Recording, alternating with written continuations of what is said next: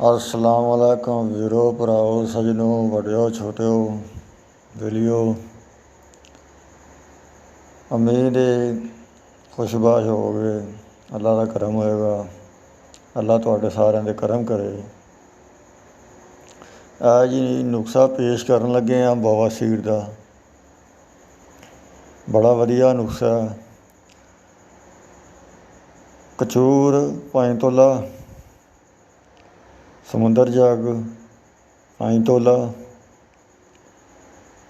तखम निम 5 तोला, रसौंत 5 तोला।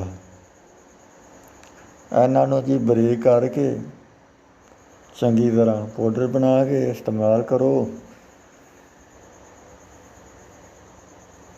1 ਤੋਂ 2 ग्राम, 1 ਤੋਂ 2 ग्राम तो 2 टाइम इस्तेमाल कर लो। तो ये अगर पेचस वगैरह लगन तो 1 टाइम कर लवो। बवासीर वास्ते चंगी शैल है, बवासीर वास्ते चंगी दवा है। तो इहदे तो भी वधिया नुस्खा जो दसीए इहदे नाल भी वधिया तो वो ये वे कि सिर्फ तो सिर्फ तुम्मा चाहिदा ते अजवाइन चाहिदी है, 2 चीज़ां चाहिदियां ने। तो तुम्मे दे विच बीज जिहड़े ने वो नहीं चाहिए, वो बीज कढ देने ने। अद्ध पा तुम्मा ते अद्ध पा अजवाइन, अजवाइन खरासानी।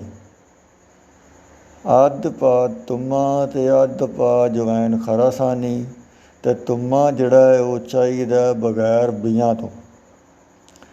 बीज विचों कढ़ लैने ने, काले काले बीज सारे कढ़ के ते तुम्मे नूं बरीक पाउडर कर लेना, ग्राइंड कर लेना अजवैन नूं ते तुम्मे नूं।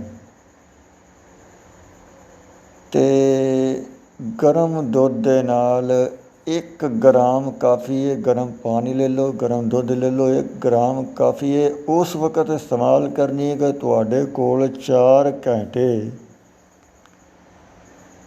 तुहाडे कोल 4 घंटे फर्क जे तुसी कोई काम नहीं गा, तुहाडे कोल 4 घंटे करो, बाहर नहीं निकलना 4 घंटिया तक तुसी घर बैठे जी।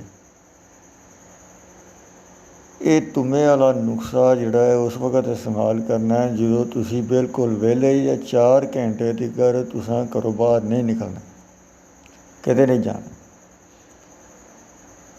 इहदे इस्तेमाल तो बाद बवासीर नहीं रहेगी, नहीं रहेगी, नहीं रहेगी।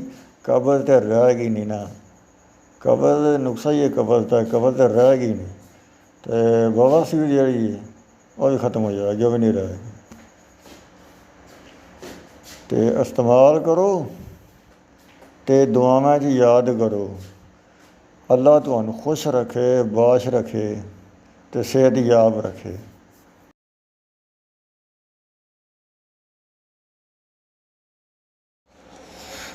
आखिरी गुजारिश है कि यार तुहाडी मेहरबानी चैनल सबसक्राइब कर देना तो बैल वाला बटन जरा जरूर दबा देना, बड़ी मेहरबानी होएगी।